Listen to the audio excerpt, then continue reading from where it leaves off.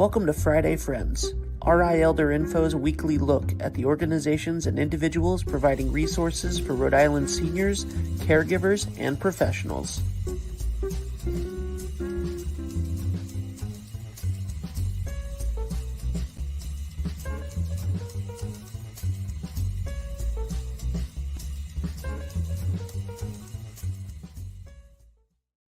Good morning, everybody. Happy Friday.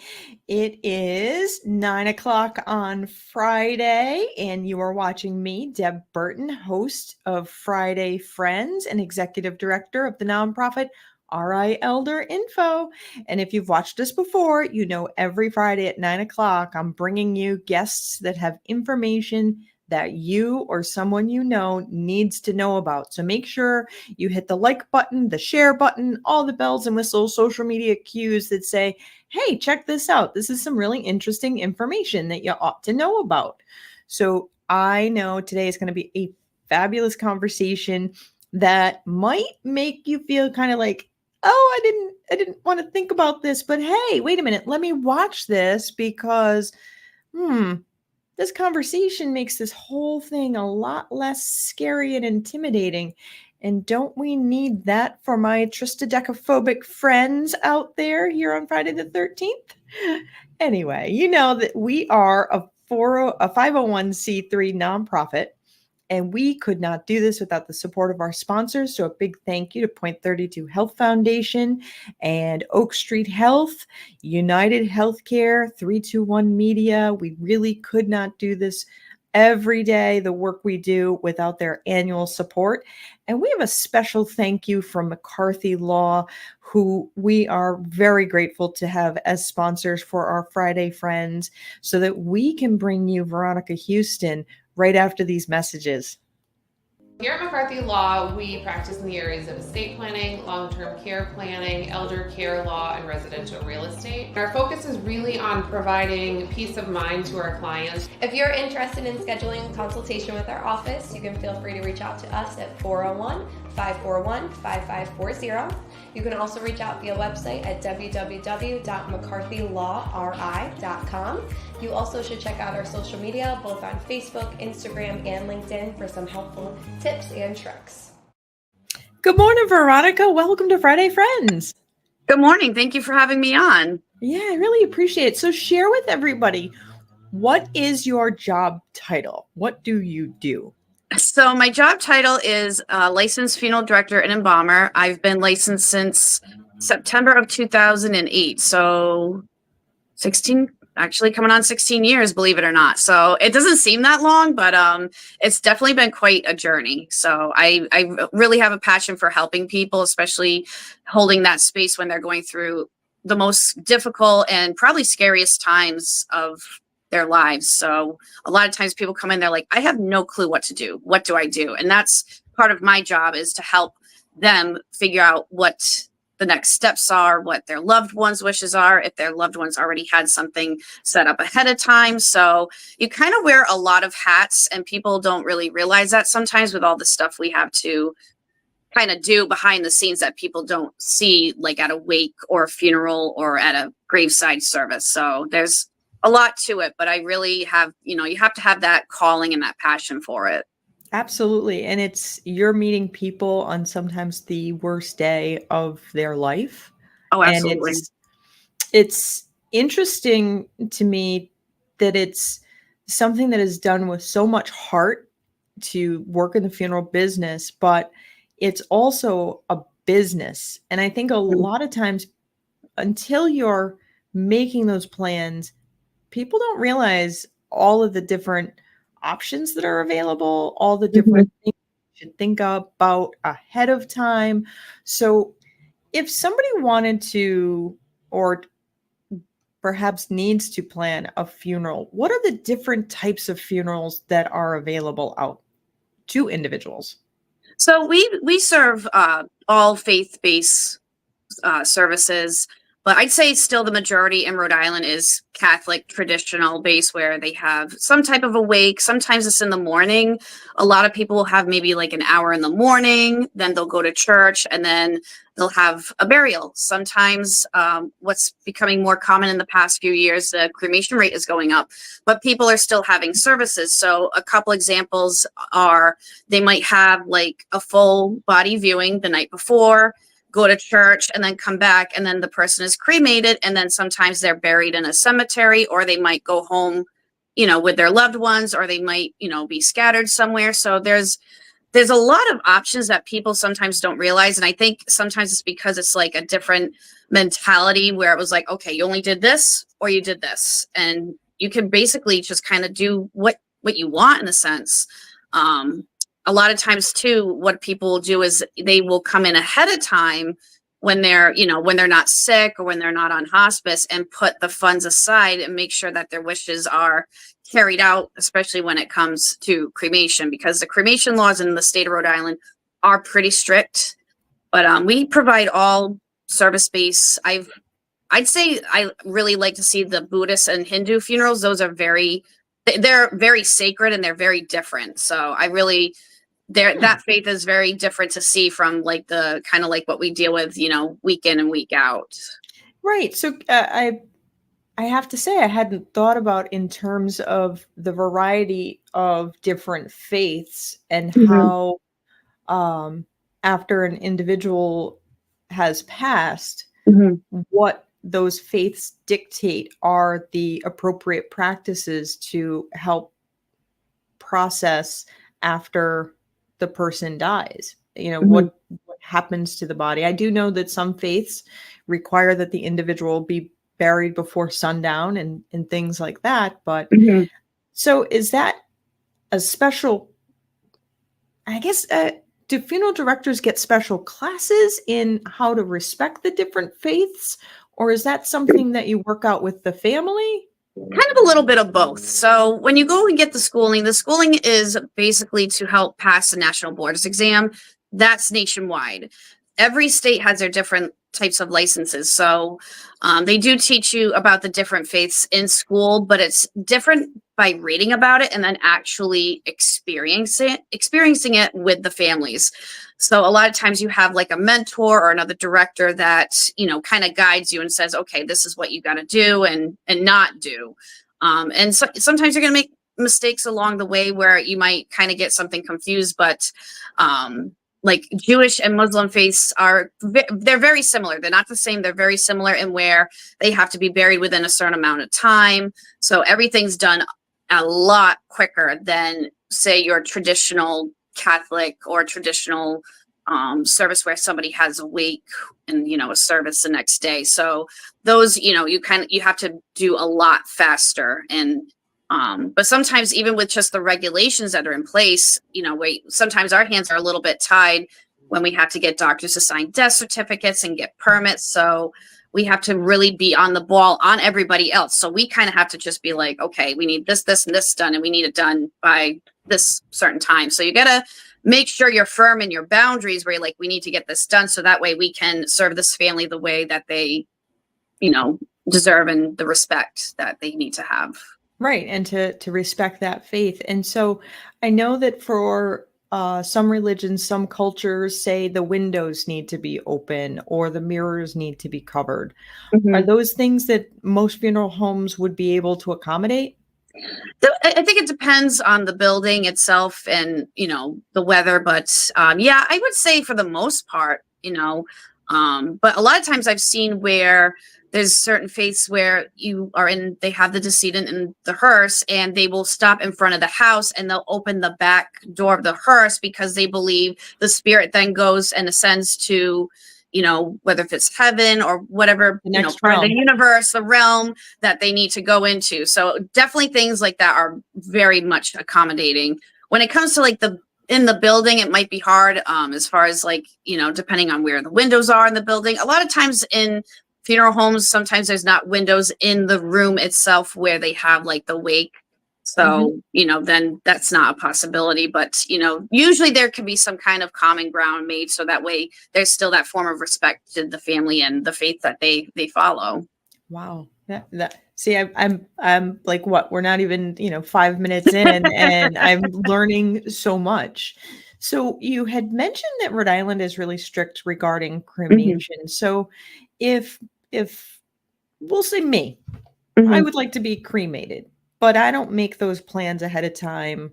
I don't have a will. I don't do any of those things. I just leave here, drop dead.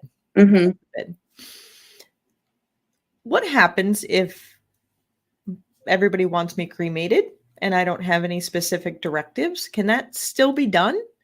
Yeah. So basically the way that it works is if someone has a living spouse, they would be the first one they would be the legal next of kin. So they have all the say so, they have all the rights. It doesn't matter who else in the family disagrees with it. They're the legal next of kin.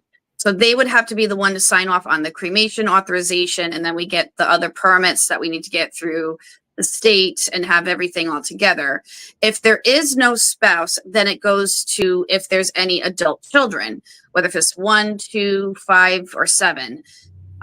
If there's, let's say, for example, there's like 3 kids and 2 of the kids say they want you cremated, one of them doesn't, we're not able to legally perform that cremation because that's a liability. Cremation cannot be undone, whereas someone can be buried, and as morbid as it sounds, that can a cremation could technically take place at a later date. That's not something that happens. I haven't seen it in my career, but I've heard of it. Right. So there is a way if, people were to set something aside, there's forms and things like that can be done and signed. So that way it kind of bypasses all of that, because I'd say a lot of times we see a lot of family feuding, or somebody might not agree with it, or they don't agree with it out of, basically spite, or, and the other thing we're seeing too lately is where people don't talk or see each other for 20 or 40 years, even though they're still legally the next of kin. Nobody knows where to get a hold of them. So you kind of have to go and figure that out. But I know you mentioned a will. Some people do put their wishes in wills, and depending, I think, on the circumstance, you might be able to do that. However, a lot of funeral homes and crematories are very hesitant to do that because a will can be contested and overturned. And if it's overturned, then that's a liability. And that's what I tell families, where you can certainly do that if you'd like to, but we're not attorneys. We can't give legal advice. But I just know that much information that, that can hold the funeral home or the crematory a liability. So that's why a lot of places are very, very hesitant to do that.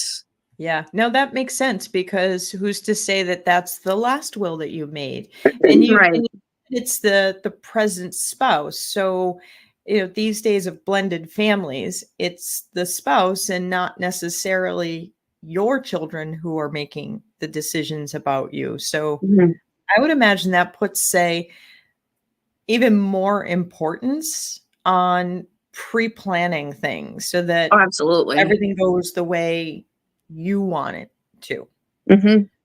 How does pre-planning work? Like, what's involved in that? Yeah, so it's very similar. So it's very similar as far as like if somebody had passed, they would still, come in, we would sit down with them, we'd get some information from them, kind of go over what their wishes are.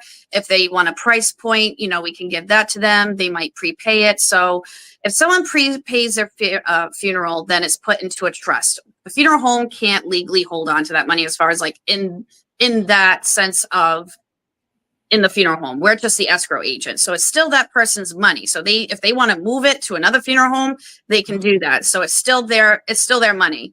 So it's put into a trust. Sometimes it's some type of life insurance that's just through the funeral home. So there's more than one type of trust. There's several trust companies that are set up for funeral homes. And you should get something in the mail stating like, okay, you get an account number. This is the amount that was deposited. So there has to be a paper trail for that. So if someone goes into a funeral home, like I've heard of people saying, they heard stories from years ago from certain funeral homes where they just stole the money. They didn't put it away where it was supposed to. So now, the correct way to do it, which I'd say 99% of funeral homes do, they do it the right way where they put the funds in an account and we're just the escrow agent.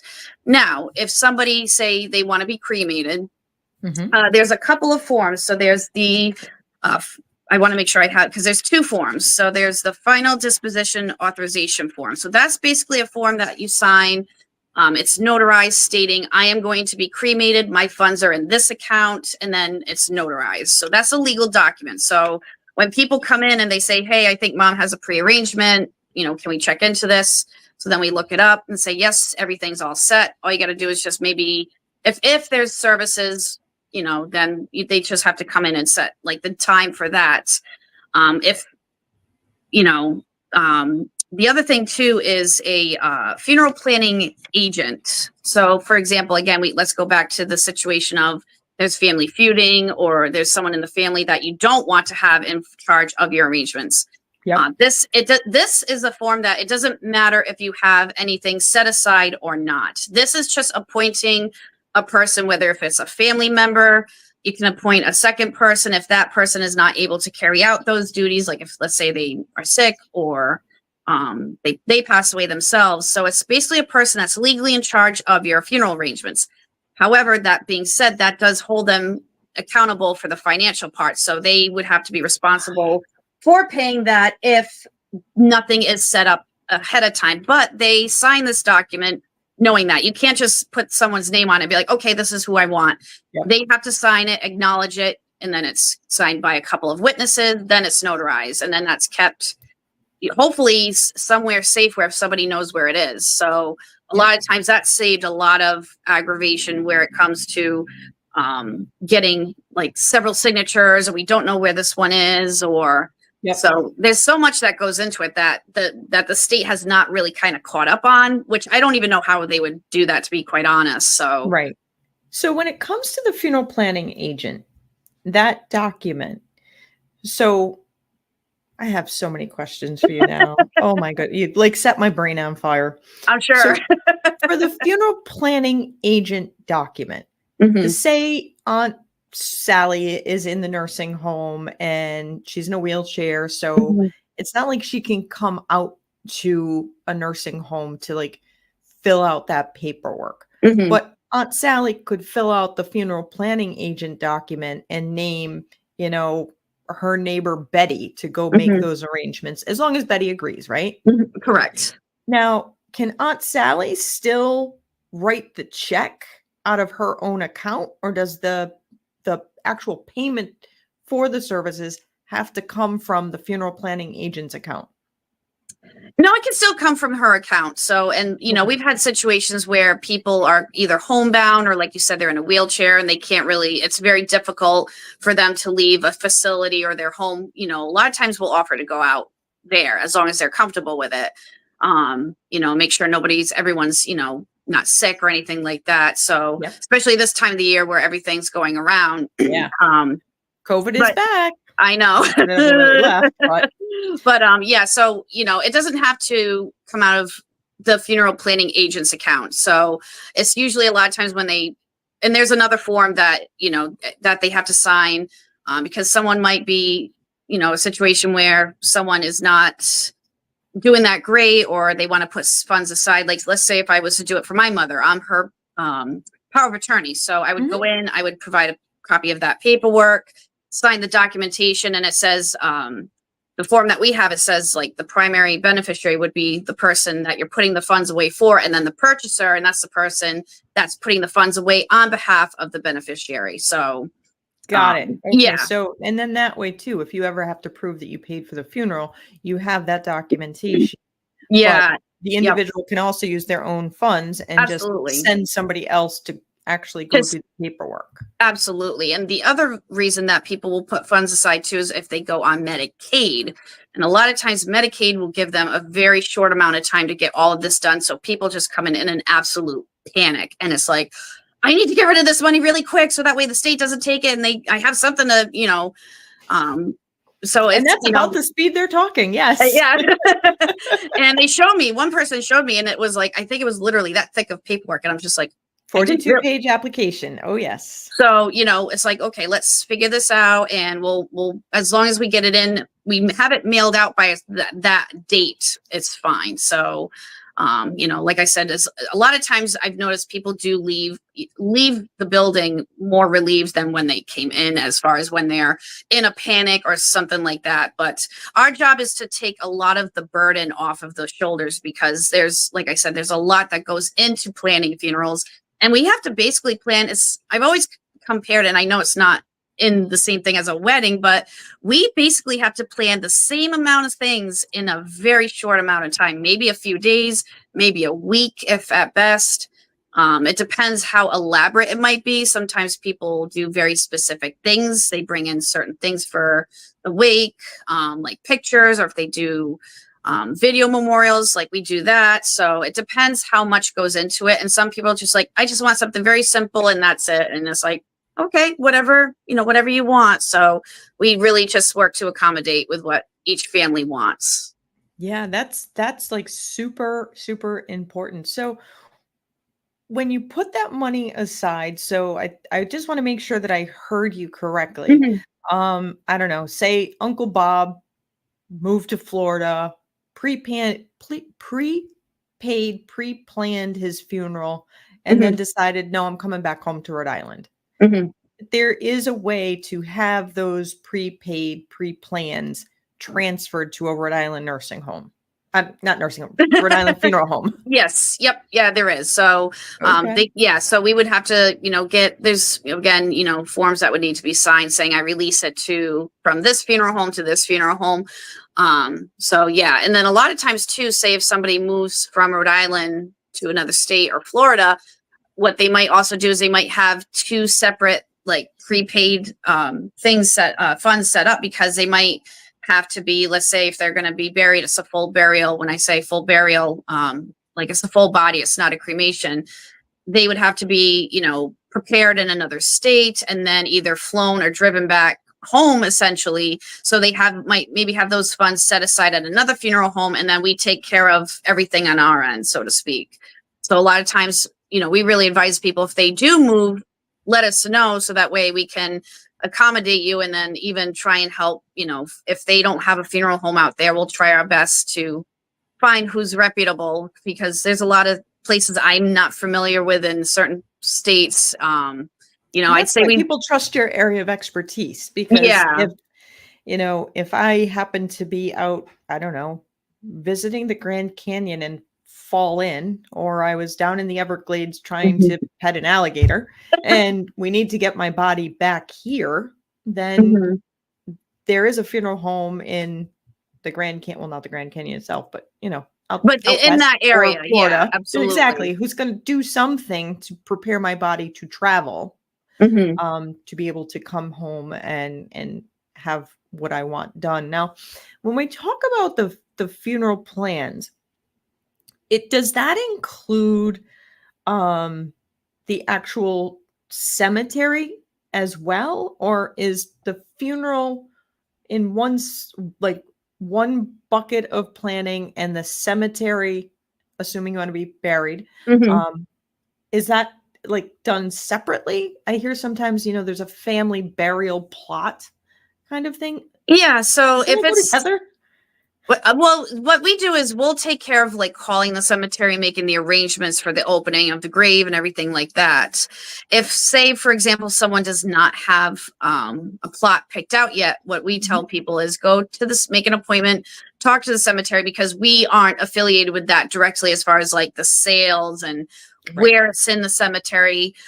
So they would do that with the cemetery directly. And then once that's done, we work with the cemetery with, like, okay, they're going to go in this spot, and then we make the arrangements, let them know the day, the time. So we work in conjunction with them in the sense of setting something up for the burial itself, but not like the purchase of it. So that's up to the family. Sometimes if they go into a lot where it's, you know, a big family lot and it's been there for, like, you know, 50, 60, 70 years, we'll try and help out and find out who's in there and where they are, and see if there is even space for, you know, whether it's full body or cremation. And we'll find that out on behalf of the family and say, okay, this is the layout and this is what can be done. So we'll help out with that. But as far as the purchasing, that's completely separate. Okay. So when someone has experienced a loss and, they're leaving the facility, they're leaving the hospital, they know they need to go to the funeral home to make the funeral arrangements. But then if there wasn't a cemetery already picked out, now that's essentially one more thing that you need to do in this time of grief. Yeah, and the cemeteries they see people often where they're kind of in the same headspace type of thing. Yeah, so they know how to talk to people when they're going through that process, and every situation is different, but everybody should be treated with the same amount of respect and kindness and dignity, like you would that you would want to be treated, essentially. So the golden rule. And I don't think that you go into this line of work either working in funeral services or cemetery services. I don't think you go into that with a hard heart, like, yeah, oh, well, whatever. Yeah, no, you can't. You have to have empathy and compassion. So when we talk about making the plans for the services and burial, are there different prices or options for veterans? So there is. So if someone is a veteran and they served out of Rhode Island for a minimum of 2 years, and they're also the guidelines for the veteran cemetery is on their website, because there is some that are pretty strict and very detailed. We can help get them what's it called, like kind of like pre-arranged or pre-qualified to be buried there. Sometimes people will do it before they pass. So if there's a veteran that is pre-qualified to be buried at the veteran cemetery, there's no cost as far as with the cemetery itself. There's no like an opening and closing and liner. There's no fee for that. If they were to be buried in, say, like, let's say, for example, St. Anne Cemetery, there would be a fee because St. Anne Cemetery has their own fees. St. Anne Cemetery is owned by the Catholic Diocese. The Rhode Island Veterans Memorial Cemetery is a government-ran cemetery. So they each have two different sets of rules. So, but if someone is buried like at a private cemetery like St. Anne, they can still get a government marker at no cost. But there might be an installation fee at the cemetery, which is usually only like maybe a couple $100. So that's not too bad. But as far as at the cemetery, the grave itself, military honors, flag, and the stone, there's no cost for that at all. I've had families come in thinking that everything was covered, which is not the case. It's only if someone dies during active duty that the government would cover the funds for everything. But there is, if someone says it's safe, there's a disabled veteran, we can help with providing with, there's a form for burial benefits. I don't know the exact amount what they would qualify for. I just tell them, we can send it in. The worst that they can say is that they don't qualify for anything, so you wouldn't get reimbursed for anything. If they do, great. They can help, reimburse themselves or put it towards something else. And then sometimes the veterans might have like an insurance through the VA, which I've seen is less and less common in the past, probably like 5 or 6 years. But a lot of times I'll ask them, were they disabled? And I would just help apply for it on their behalf. Just, basically it's a lot of paperwork, and nobody wants to do that when they're going through that grieving stage. So I just like to be like, okay, sign here, and I'll send it on your behalf. And, Right. And, people can always reach out to the Veterans Benefits Administration. They've got an office right in downtown Providence. You can reach out to Director Kasim Yarn at the Rhode Island Office of Veteran Services. He's great. He's an awesome guy. Yeah. And there's veteran service organizations also that will help. And I can say that for many veteran service organizations, if there is a veteran who doesn't have family, they will make sure that that individual's brother or sister in arms is there to pay respect so that they're not alone. Oh, okay. That would be really, I would like to get that information, because sometimes there is situations where they have no family. It's maybe like 1 or 2 friends that help out with everything. And it's sad. If you put the word out, there are Rhode Island Combat Motorcycle Combat Veteran Motorcycle Association, the Patriot Guard Riders, many of the VFWs or the American Legion can make sure that the individual is not being buried alone. Yeah. So those are options out there for our veterans. And having spoken to the folks at the Exeter Cemetery for veterans, they are very nice. Oh yeah, they're very helpful people. So yeah, we have covered a tremendous amount of information in a short amount of time.